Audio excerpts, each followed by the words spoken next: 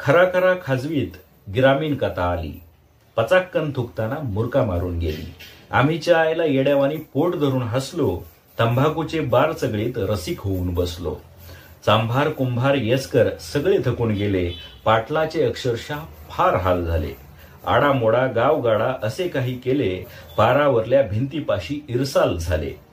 4 जण खांदे उडवीत कोकणात गेले. कोळणीच्या कासोट्याने डोळे खुडून नेले. परवा कोणी शिवारावर बोंब मारून गेले. कोल्हापूरच्या मार्केटाला गावरान आले. आळीमिळी कानखेळी शेजाऱ्याला कोपरखळी.